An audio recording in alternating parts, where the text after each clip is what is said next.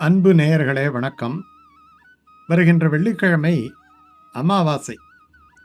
அமாவாசை என்பது சூரியனும் சந்திரனும், அதாவது தந்தைக்குரிய சூரியனும் தாய்க்குரிய சந்திரனும் இணைகின்ற நாள் என்பார்கள். முன்னோர்களினுடைய ஆண் வழி அந்த வம்சாவழியினரை சூரியனும், பெண் வழியாக தாய் வழியாக வருகின்றவர்களை சந்திரனும் குறிக்கிறார்கள். இவர்கள் இருவரும் இணைகின்ற நாள் அமாவாசை நாள் என்று சொல்லி அது முன்னோர்களுக்கான ஒரு நாளாக நம்முடைய முன்னோர்கள் நிர்ணயம் செய்து அந்த வழிபாட்டை முதலிலே நீங்கள் அன்றைய தினம் நடத்த வேண்டும். இந்த அமாவாசையிலே வேறு எந்த செயலும் செய்யக்கூடாது. முன்னோர்கள் வழிபாடு, அதற்கு பிறகு குலதெய்வம் அல்லது இஷ்ட தெய்வம் அல்லது நம்முடைய பூஜை அறையிலே இருக்கக்கூடிய தெய்வத்தின் வழிபாடு, இவைகளை நடத்த வேண்டும். இந்த ரெண்டுத்திலேயே எது ரொம்ப முக்கியம், முன்னாடி நடத்த வேண்டியது அப்படி என்று சொன்னால் முன்னோர்கள் வழிபாடுதான். இது 2000 ஆண்டுகளுக்கு முன்னாடி திருவள்ளுவரே சொல்லுகின்றார். தென்புலத்தார் என்னட்டு முன்னாடி அவர் தான் எடுக்கிறார், அதுக்கப்புறம்தான் தெய்வம். இந்த வரிசையை சொல்லுகின்ற பொழுது தெய்வத்துக்கு முன்னாலே முன்னோர்களை நினைக்க வேண்டும்.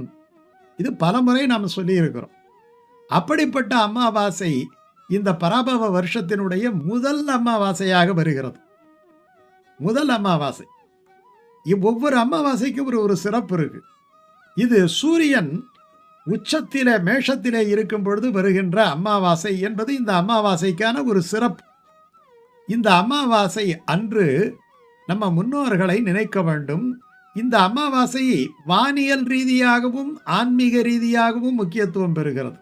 அன்னைக்கு என்ன நட்சத்திரம்னா, கடைசி நட்சத்திரத்திலிருந்து அடுத்த நட்சத்திரத்தை வர ரேவதி நட்சத்திரத்திலே இருந்து சந்திரன் மேஷ ராசியிலே அஸ்வினி நட்சத்திரத்திலே உச்சி காலத்திலே வருகின்றார். அதனால தான் இந்த வழிபாட்டை எப்போ செய்யணும் அப்படின்னு சொன்னால் உச்சி காலத்திலே, பரான்ன காலம் என்று இதை சொல்லுவாங்க. அதாவது முன்னோர்கள் வழிபாட்டுக்குரிய நேரம் என்று சொல்லுவார்கள். அந்த நேரத்திலே இந்த மேஷ ராசியிலே சந்திரன் 15 நாழிகைன்னா பகல் 30 ராத்திரி 30. இந்த பகல் 30ல் 15ங்கிறது மத்தியானம் 12 மணிக்கு மேலேன்னுட்டு அர்த்தம். அந்த நேரத்திலே அவர்களுக்கு வழிபாடு செய்வது மிகப்பெரிய புண்ணியத்தை தரும். இந்நாளிலே நாம் செய்யும் வழிபாடானது நம்முடைய பித்ருக்களின் ஆசி மட்டுமின்றி நம்முடைய குலதெய்வம், இஷ்ட தெய்வம், கிராம தெய்வம், இத்தனை தெய்வங்களுடைய பரிபூரண ஆசிகளை ஒரு சேர நமக்கு பெற்றுத்தரும். இந்த வழிபாட்டில் ரொம்ப முக்கியம் என்ன அப்படின்னு சொன்னால் வாழை காய். ஏன்னா அன்னைக்கு நம்ம தானம் கொடுக்கும் பொழுது இல்லாட்டி நம்ம சமைக்கும் பொழுது என்ன பண்ணுவோம், வாழை இலையை போட்டு படைப்போம். வாழைக்காய் கட்டாயமாக இருக்கும். அதனால தான் நீங்கள் பார்த்தீங்கன்னா வாழைப்பழம், வாழைக்காயெல்லாம் அமாவாசை அன்னைக்கு ரொம்ப அதிகமான பேர் வாங்கிட்டு போவாங்க. மற்ற நாளில் வாழைக்காய் சாப்பிடாட்டி போனாலும் அன்னைக்கு வாழைக்காயை ஏதாவது ஒரு பதார்த்தமாக வச்சு சாப்பிட்ற வழக்கம் இருக்குது. இந்த வாழைக்காய்க்கு ஏன் பிரதானம் என்று பார்த்தால், இந்த வாழைக்காயானது ரொம்ப முக்கியம். ஏனென்றால் இது நம்முடைய வம்ச பரம்பரையை குறிக்கிறது.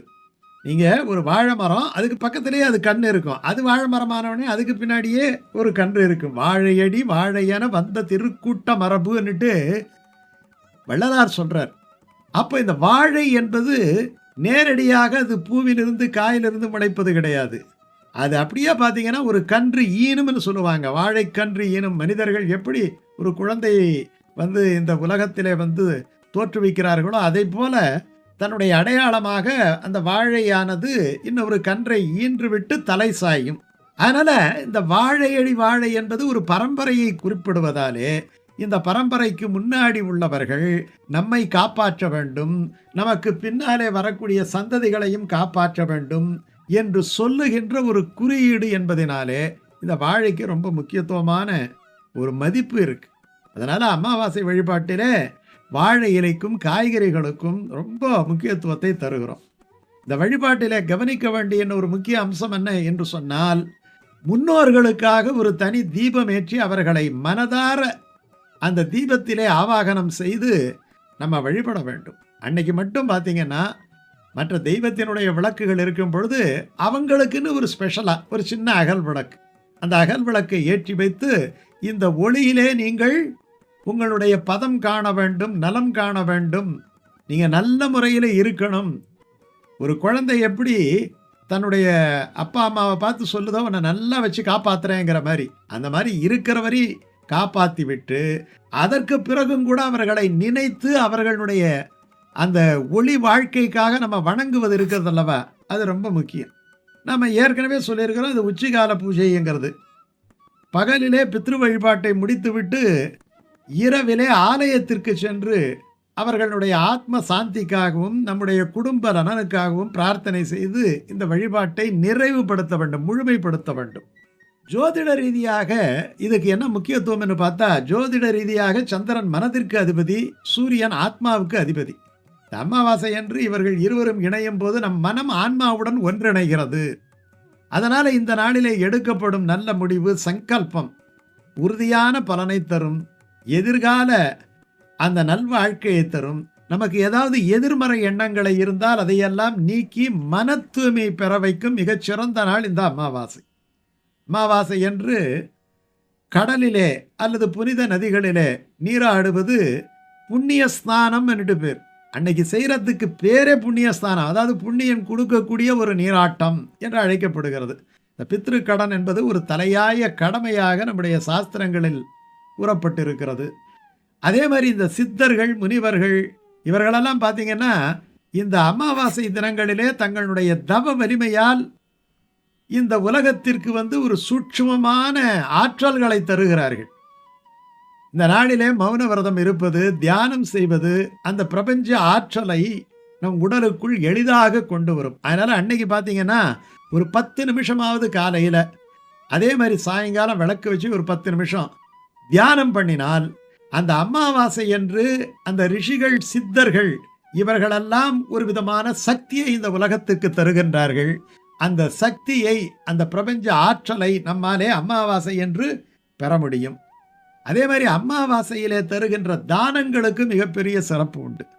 அன்னதானம் மட்டும் இல்லாமல் ஆடை தானம், ஏழை மாணவர்களுக்கான கல்வி தானம். இப்போ நம்ம கல்வி கொடுக்க முடியாட்டி போனாலும் அவங்களுக்கு ஏதாவது நோட்டு புத்தகம் இந்த மாதிரி ஏதாவது செலவுகள் இருந்தால் அவர்களுக்கு அந்த உதவி நம்ம செய்வது.